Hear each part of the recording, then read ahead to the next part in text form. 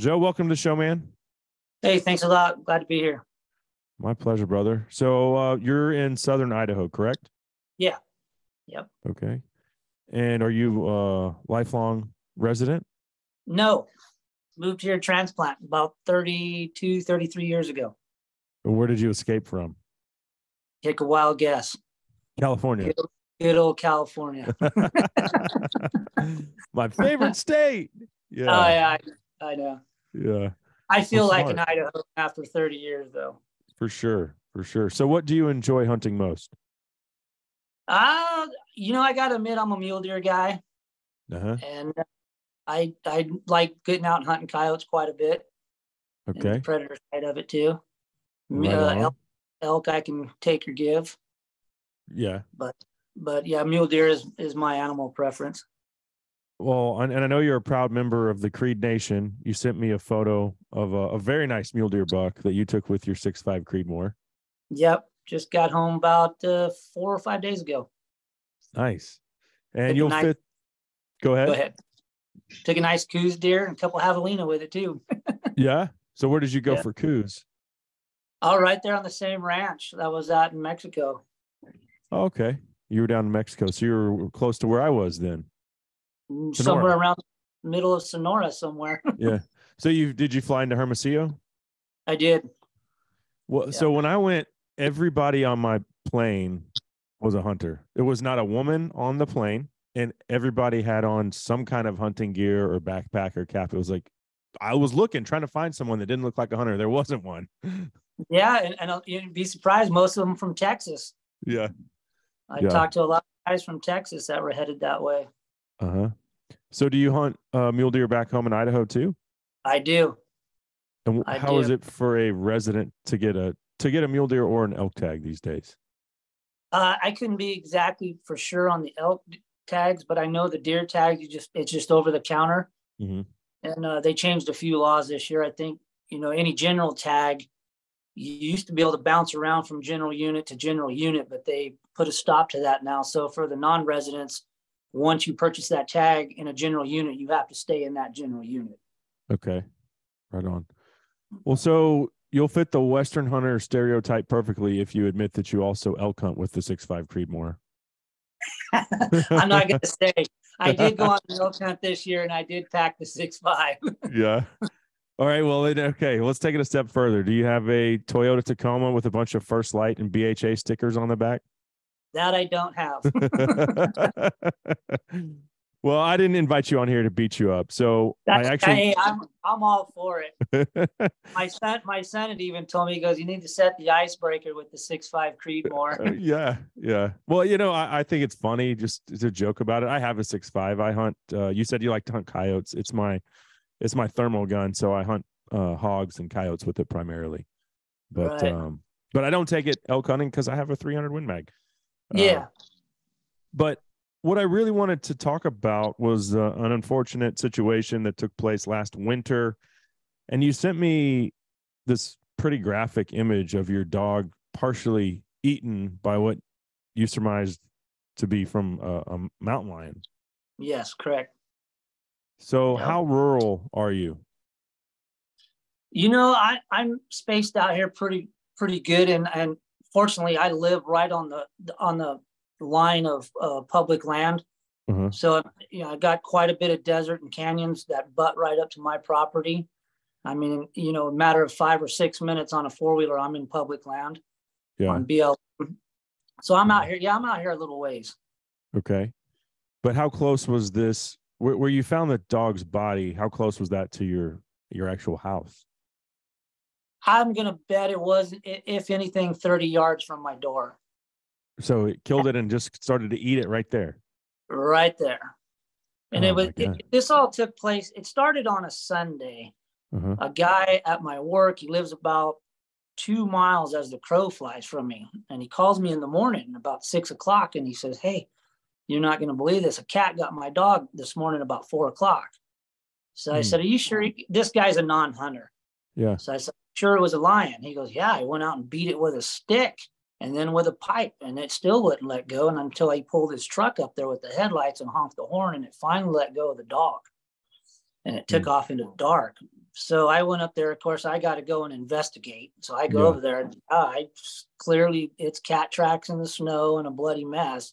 The dog survived, but the cat had actually pulled the dog off of a chain and was pulling it through a barbed wire fence. And the dog had his hind leg wrapped up in the bottom strand of the barbed wire when the guy woke up out of bed to go investigate why the dog was screaming. And so I called the neighbor. He runs dogs, and he come down and he said, yeah, it's a cat for sure. And he let his dogs on it, but the snow was so frozen, they lost the track. You couldn't pick up a track no more. Okay. So on a Tuesday, my wife went outside in the evening and have a cigarette or something. And she says, your dog's not on the porch. I didn't think much of it. You know, he's off chasing a coyote or a fox or doing what a dog does on the farm. Yeah. And then the next morning about 5:30, my wife was up on the front porch having a cup of coffee, and that dog for 5 or 6 years has been by her side having a cup of coffee in the morning. And so I got up. He said, your dog's not here. Still didn't dawn on me.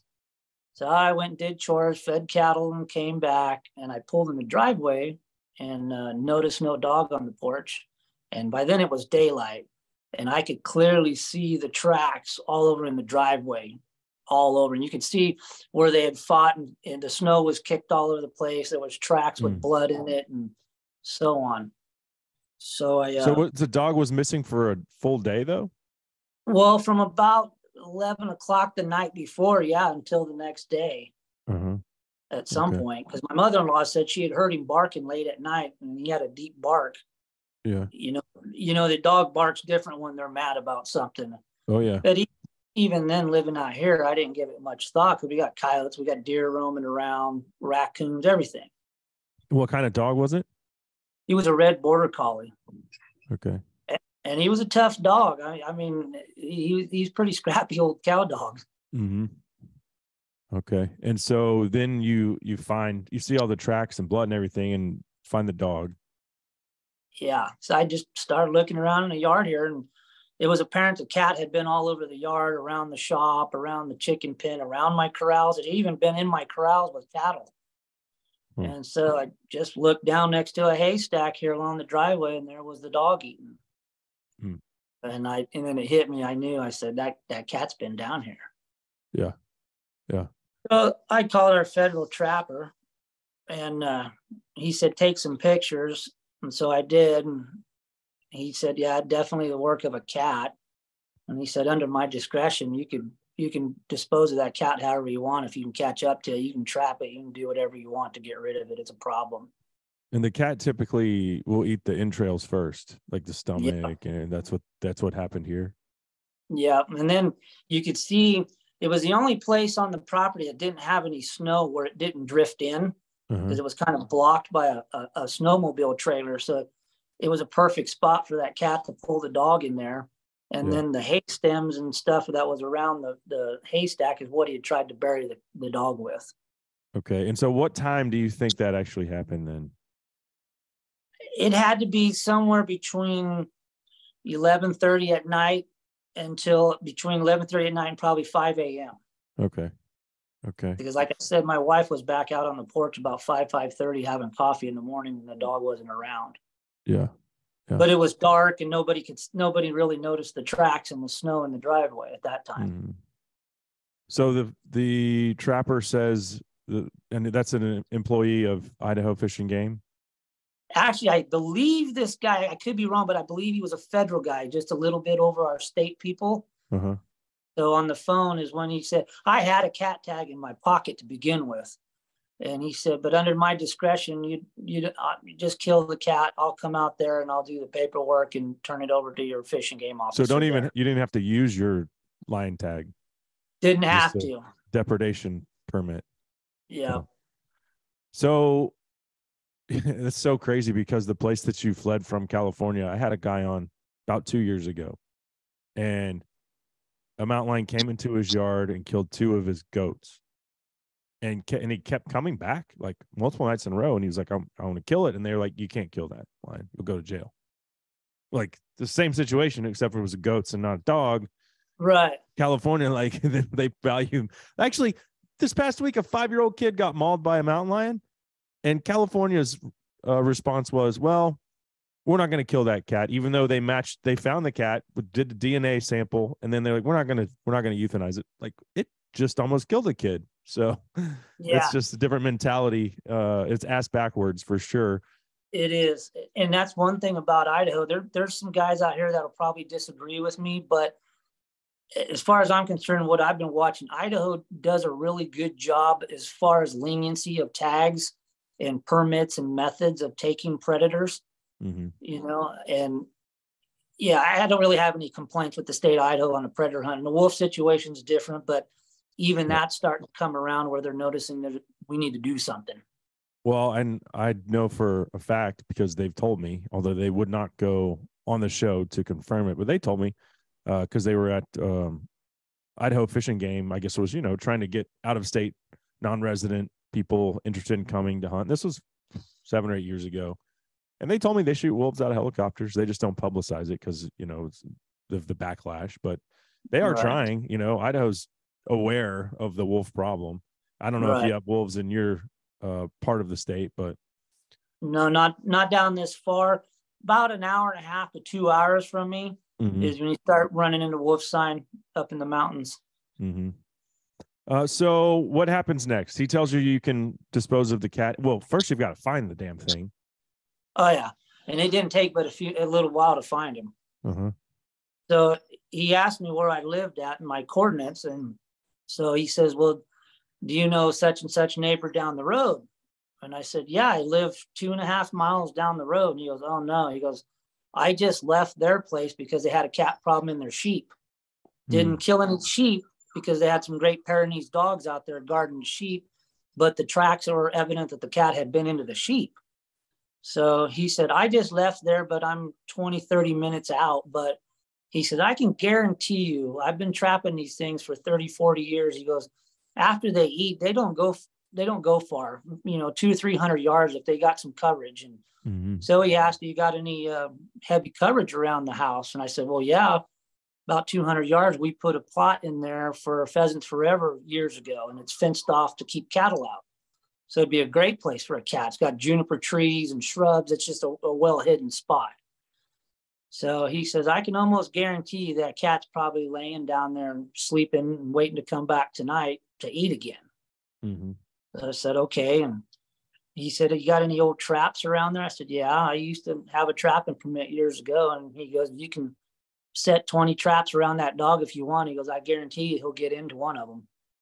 Well, I got an 8-year-old. At that time, he was 7. I said, the traps is not going to work. Because that little one of mine gets outside, it could be catastrophe. So I called the neighbor and I said, "Come on down here and bring your dogs and let's see if we can track this thing." So he come down and we just started following the tracks, but the tracks were so spread out. It was hard to pick up which direction. This cat apparently had been coming and going and coming and going. And I don't tell him how long he had been in my yard or how many times. Yeah. And so I said, "Let's just take off down there to that tree plot and see if he jumps out." I said, "I'll go around the back because on the back end, it's just wide open farm country." So I figured if the cat bolted out of there, it would give me a clear shot. Well, my buddy walked up through there. He got to the end of the trees and he hollered at me. He said, "No cat." So I come back through the trees and we both walked down through the tree plot. And lo and behold, here's that cat laying under a tree, hissing on his back legs. So I pulled up and shot him. But what's weird is the tracks from my buddy going up there were literally 10 foot in the snow from where that cat was laying under that juniper tree hiding. It never budged. He walked right past it once. And then we met at the end of the trees and walked together back through on the same tracks. And then finally the cat sat up and kind of made a hissing sound. And I just pulled up and shot her. With the 6.5. No, actually it was a 223 this time. Okay. Well, that just tells you this cat had a very high tolerance for human activity. I mean, he's thieving and living in very close proximity. Was it an old cat? Like, what happened when? No, it was actually a fairly young cat. And the biologists seem to think it got weaned off really, because we had a really severe storm hit, and it lasted for about 60 days where, I mean, it was frigid. 10 degrees was a high, 12 was a high. So the cat was obviously hungry, but somewhere along its life, it was probably taught to pick on cats and dogs. Mm-hmm. Who knows? But it gets stranger even after that. You know, well, after we get the cat put down, the trapper showed up, and he looked the cat over and he said, it's a young cat, and it was fairly skinny. It had been hungry. It was kind of thin. And so I learned a lot from this experience. Yeah. So the trapper said, you don't mind if I look at the dog? I don't want to be morbid, but I've been studying these cats for 30, 40 years. There's two kinds of cats. He says, there's chokers and there's skull crushers. And he says, I can look at your dog and tell you exactly what kind of cat that is, what kind of method he uses to kill. So we went over there, and sure enough, the dog's top of his skull was just caved in. And he said, yeah, he goes, I guarantee you just bit him right on the top of the head and held him. Mm-hmm. Well, I put it together. The neighbor that said when he was beating the cat off of his dog, it had him by the top of the head. Same thing. Mm-hmm. So the trapper was probably pretty sharp guy. You could tell he'd been doing it for a while. Yeah. Well, that's interesting. The mountain lion that I killed in Colorado, we had hunted. It took me 3 trips, and we caught probably 3 females on the 2 previous trips. And then I went back in December, and we were doing it on dry ground, which is what I wanted to do. But for the first time, we were hunting on private land because this rancher had 2 foals killed. And the rancher was like, you can hunt here, fine. But whatever you catch, you kill. And we were, from a conservation standpoint, like not really, we were trying not to kill a female. Wanted a big tom. Well, of course, it was a female that was doing it. So I ended up shooting her because that was the deal. Right. But yeah, once they start preying on livestock or pets, they're not going to quit. Yeah. And what scares me is to think my 7-year-old, that tree plot is 200 yards max from my house. And he plays down there, shoots his BB gun down there. You know, it's just where he goes to build forts and hang out and be a country kid. I mean, the situation could have gone horribly wrong had my kid been down there playing, and that cat could have got him. You know, it could have been bad. Absolutely. So was there, I mean, did you feel good from like a revenge standpoint? No. Be honest. No. The whole thing just was just sucked.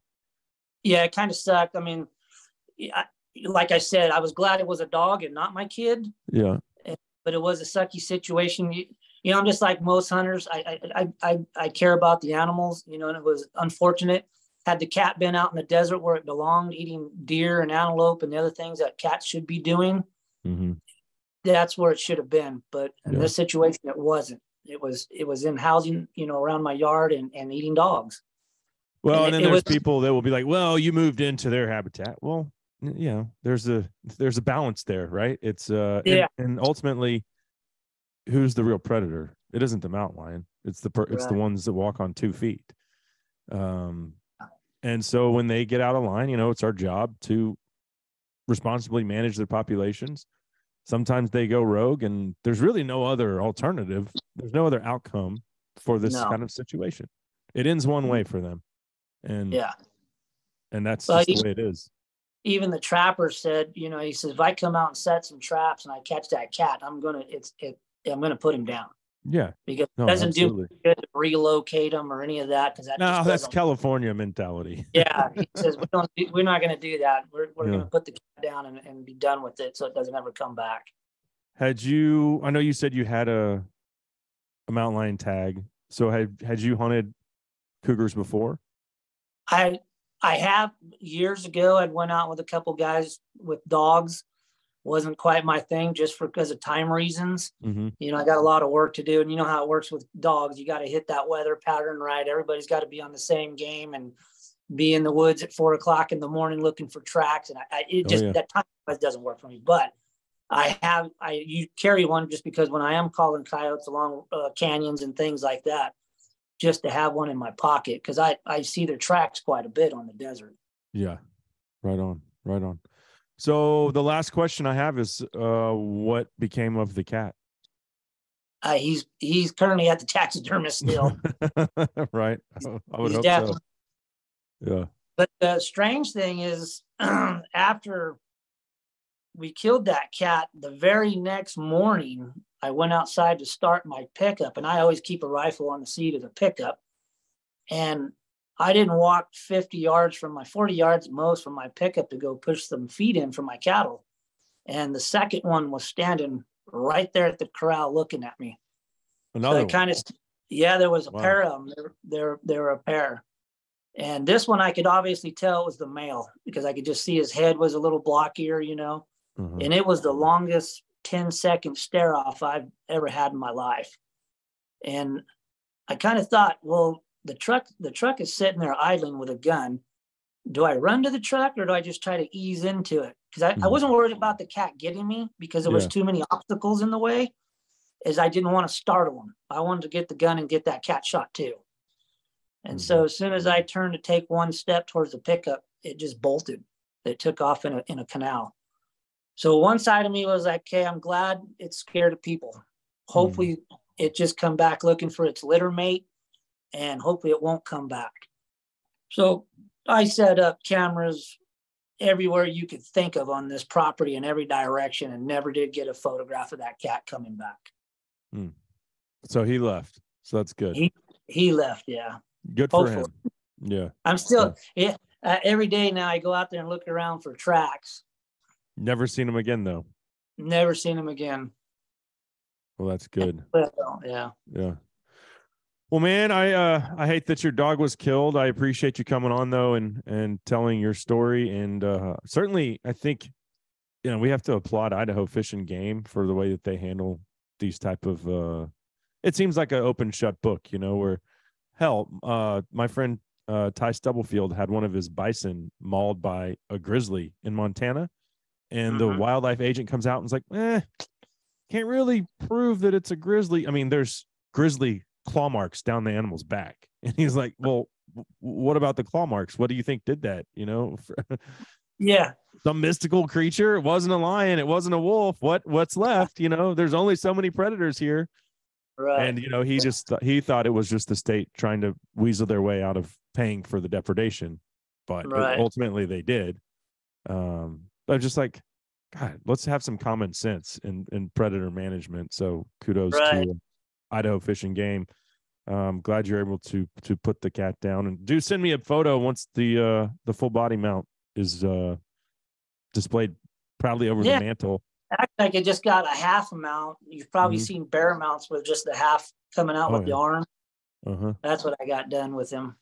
But yeah, it should be coming here pretty quick. It's been a year or so since they've had it in there. Yeah. Well, right on, Joe. Well, hey, thanks again for jumping on, and I wish you the best in your mule deer hunting adventures, my friend. Yeah, I appreciate it. Thank you for having me on. Oh, and what's your Instagram? If folks want, I don't know if you post a lot of hunting related content on there, but yeah, I do post a lot of hunting stuff. I'm at the dog catcher. The dog catcher. Okay. Well, right on, man. Well, thanks again. Yeah, I appreciate it. All right. Take care. You too. Thank you.